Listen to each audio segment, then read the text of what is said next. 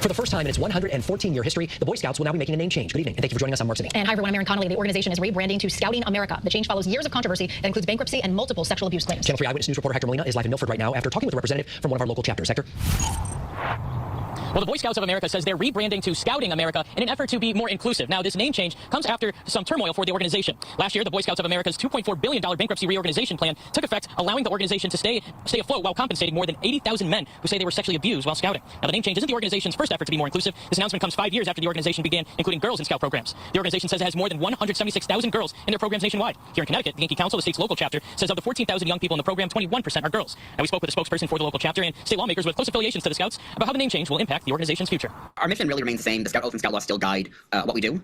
We're on a journey to evolve the scouting program. We've been on that journey for a number of years. This will certainly lead to more evolution to scouting, but it's all for the betterment of the young people in our program. Scouting is pretty strong in Connecticut, and over 1,000 young ladies became Eagle Scouts in the last year, and it's time that the organization recognized that we evolve. And there's still boys troops and there's girls troops, so the fundamental program hasn't changed.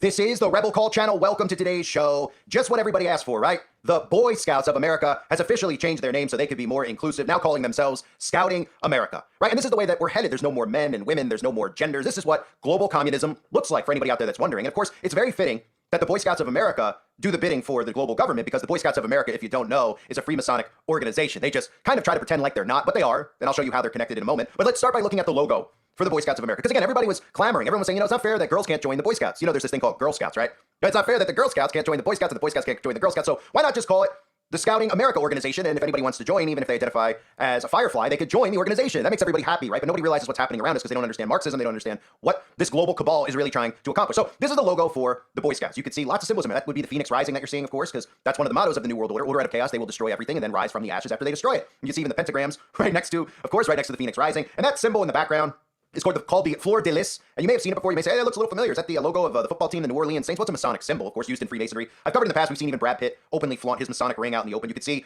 some of the logos and the imagery used in Freemasonry with the Fleur de Lis, where they actually use the compass behind it in the backdrop. You can see a lot of the Masonic rings, etc., like the one Brad Pitt is wearing, that have that logo, that emblem right on there. And of course, if people out there don't seem to understand that all of these organizations really are run through Freemasonry. So the Boy Scouts were started by two men, Daniel Carter Beard, who in fact was a Freemason. He's one of the founders of the Boy Scouts. So a founder of the Boy Scouts happened to be a Freemason. I'm sure that's a coinky-dink, right? And then the other one is Robert Baden-Powell, who in some circles they try to claim that he's not a Freemason or that they don't have enough information. But we know for a fact that he is a Freemason because a lot of the Masonic lodges around the world are named after him. So why in the world would they name a Masonic lodge after somebody who is not a Freemason? Well, they would. So there are 6 Masonic lodges named after Baden-Powell, all in Australia. But they were formed by Scouts, not by Baden-Powell. Baden-Powell Lodge number 505 has published a booklet entitled Freemasonry and the Scout Movement. They can be reached through the United Grand Lodge of Queensland. And of course, you can take a look at the pictures of these guys. I mean, you should be pretty creeped out because I'm sure you probably look and you say, wow, maybe they're just really great guys that wanted to do something with children and hang out with children, because it's normal for 50 and 60-year-old men to want to take their spare time on the weekends to hang out with 10-year-olds that aren't their own kids, right? What are we supposed to believe that they were able to have kids? Now, if you don't understand how it works, Freemasons groom young children, okay? You can even see some of the propaganda on their own website, right? Freemasonry and the Boy Scouts of America working together for America's youth. Character building, service to country, service to others, service to self. That's really what it's about, service to self, because that's what these organizations preach. Self-empowerment. A lot of stuff that you see going on in the world all stems from the Masonic teachings. They actually believe that they are gods among us. They are their own gods. That's what eventually they find out that Lucifer reveals to them. So what they do is they groom young children to eventually become Freemasons. You can see the connections with some of the photos on the screen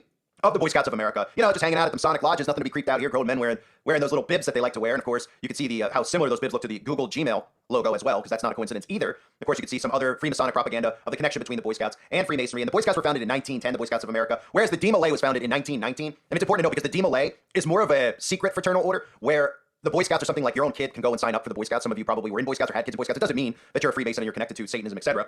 If you were a Boy Scout, a lot of kids joined Boy Scouts. They wanted to learn how to tie knots and do whatever else goes on in Boy Scouts. It's perfectly innocent. But what most parents don't know is that those men who were training inside the Boy Scouts were likely almost 100% guaranteed to be Freemasons. And they were grooming your children to eventually recruit them into Freemasonry. But openly, they did start the De Malay in 1919 as a way to recruit young boys into Freemasonry. So the difference is in Boy Scouts, they weren't openly teaching the Freemasonic teachings. In De Malay, they are and were. Okay, the same thing with the girls out there. The Rainbow Girls and the Job's Daughters are the Freemasonic Eastern Star organizations for children. So these grown-ups recruit them. They recruit them into their organizations. They do a lot of what they call character building, which is just grooming. They see if they're obedient, and then they use terms like you saw in the pamphlet where they talk about character building and service to country. It's service to the brotherhood. There is no service to country. Freemasonry in itself is treasonous, okay? It shouldn't be allowed to exist. You want to stop the world problems? Put an end to Freemasonry. Okay, that's how they infiltrate your local government. It's how they infiltrate your local school systems. It's all through Freemasonry. They pretend that they're there to help, to be charitable. They're all nice people. They all look like your grandpa. Yeah, but you don't really know what these people are reading behind closed doors. And I've showed that in a lot of the videos that I put up over the years where you can actually watch the Masonic rituals. And you'll say to yourself, well, this doesn't look like just a normal fraternity when we got guys in their tidy whities with skid marks, having swords held up to their throats, lying in coffins and taking an oath that says, well, if you ever betray the brotherhood, we'll kill you. Right? That doesn't sound like just a fraternity. It sounds like treason because most of these people ended up infiltrating Congress, if not all of the people. And of course, we've seen the long array of presidents who have gone through Freemasonry, even Truman and you name them. And they openly have talked about their highest regard, the highest honor they ever had was being in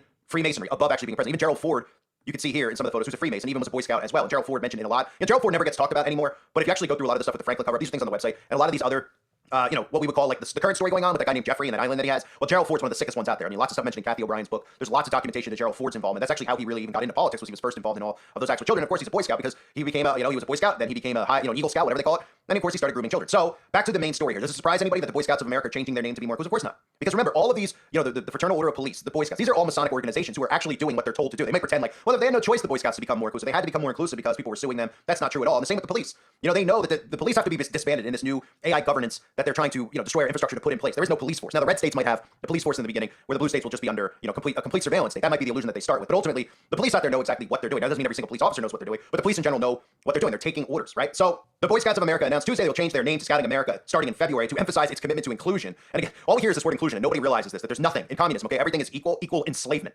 That's what it is. It's not equality where it's like, oh, well, me and you are equal now, as if we're not equal already, okay? It's an equal enslavement, where the chosen ones rule and reign over us and live freely and do as they please while we're all enslaved underneath them, okay? They tell these kids out there that communism is about equality, and it's not. It's very easy to see, but they don't want to believe any of that stuff because their ears are being tickled by these politicians who are obviously manipulating them and deceiving them. So they say they're emphasizing inclusion, and that's why we keep hearing the word. The youth organization said the new name is meant to help everyone, including boys and girls, feel welcome. The change will go into effect February 8, 2025. While this may be a surprise to some of you, for us, this is a straightforward evolution and the next natural step in ensuring all American youth feel welcome and recognized in an organization that is meant to serve all Americans. Well, there was a Boy Scout and a Girl Scout, right? It made perfect sense. If you were a girl, you joined the girls. If you're a boy, you joined the boy. But this, again, they're duping people into this. And the youth out there is too dumb to realize what's happening. And that's why they're doing it right now. They wouldn't be doing this if the youth out there had a clue. They don't have the slightest clue. And that's because they're being raised by their technology and the institution. And they're really, when I say they're being raised by their technology, it means they're being raised by the state. Okay, this is in communist controlled countries like China, it's state-run media. Okay, in America, it's state-run media, which is why you see the silencing of anybody out there that isn't a part of state-run media, but they allow the alt-right media to continue to talk because it's state-run media as well. So they say the rebranding won't change the organization's mission of preparing young people over their lives to make ethical and moral choices by instilling the Scout oath and the Scout law. America's values are scouting, guys. And again, this ties into Masonic law and the Masonic oath. It's preparing, it's grooming them.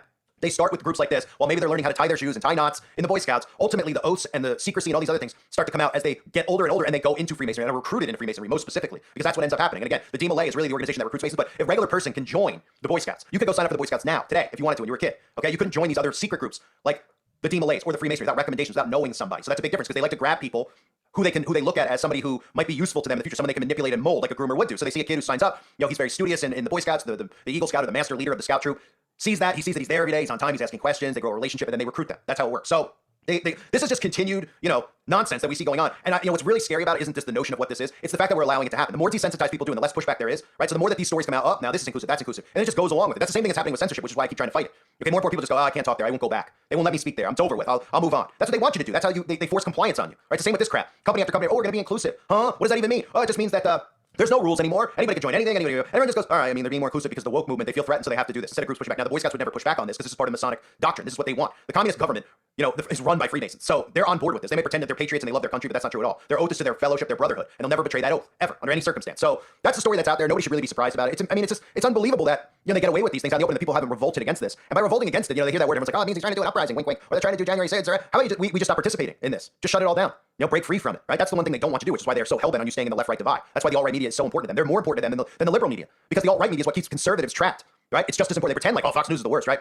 But they knew that Fox News is going to be more popular than liberal media because they know that pushing insanity isn't really going to spread unless it's just to dumb down people. So they're hurting the conservative people with this stuff. And again, they're not fighting back against stuff like this because they're trapped inside of that left-right paradigm. I thank everybody for being here. Just remember that all these organizations that you think are good and clean, it's America, it's tradition. Because I'm sure a lot of conservatives are like, yeah, the Boy Scouts, American tradition. Okay, they're all of them have the hand of Freemasonry is embedded in all of them. Okay, all of them. Don't forget that. I thank you for being here. Hope you're all well. God bless you as always and your families.